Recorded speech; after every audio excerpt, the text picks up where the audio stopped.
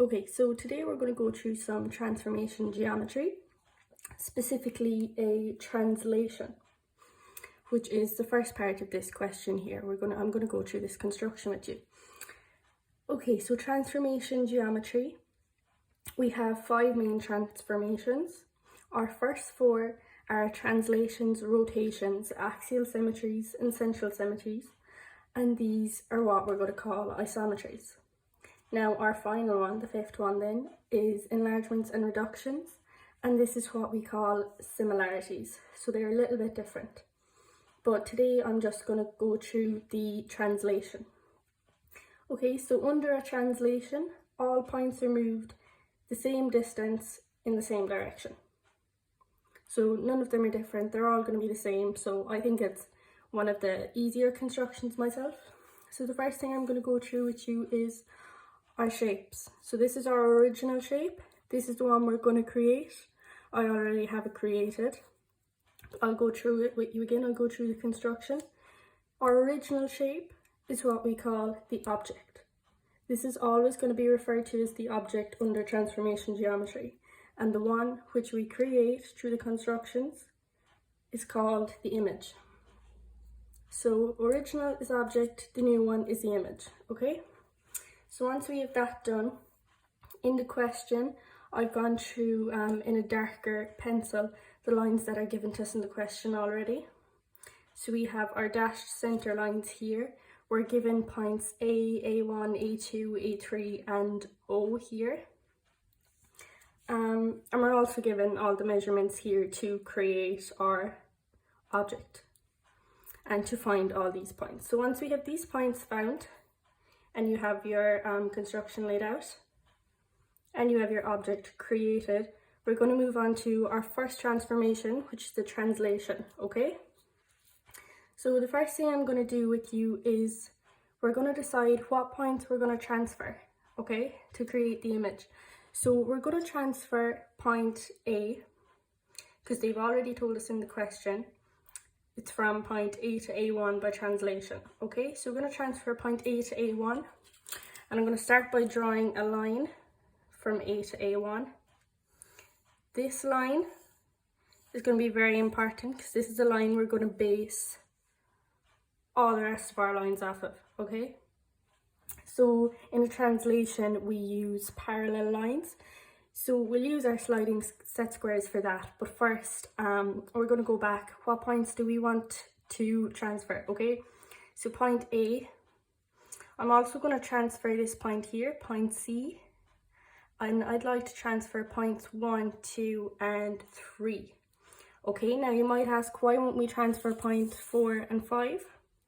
We could transfer those, but as you can see here on my object, point 5 does lie on the same line as point 2, and point 4 does also lie on the same line as point 3. So we could transfer all of our points, but we really don't need to.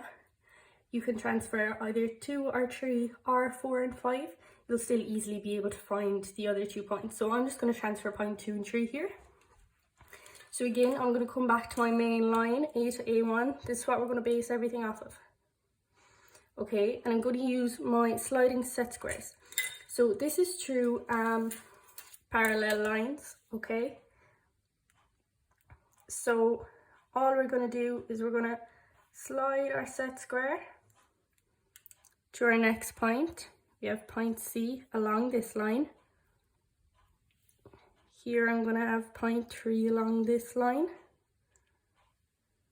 And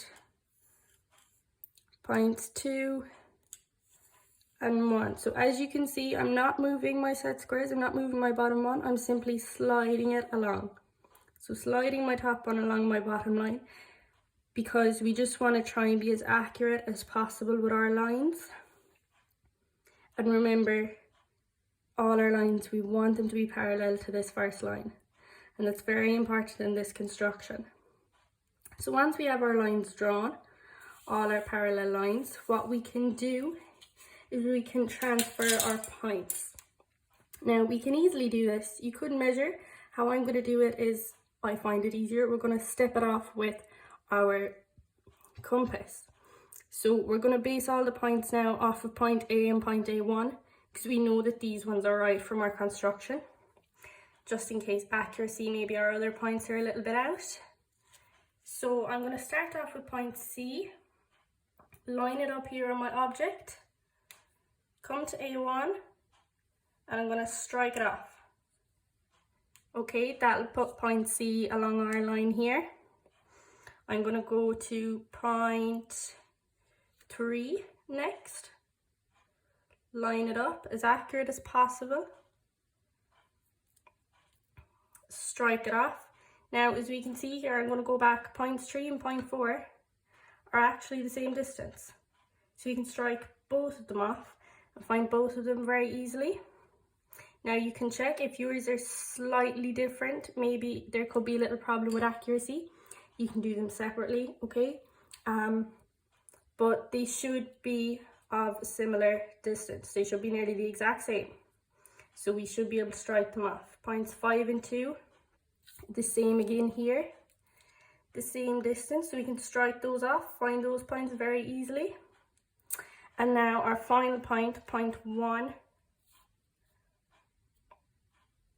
We're coming near the end of our construction now, and we can just strike that off again. Now for our curve, we're given that it is radius 30. They tell us that in the question, so you can measure.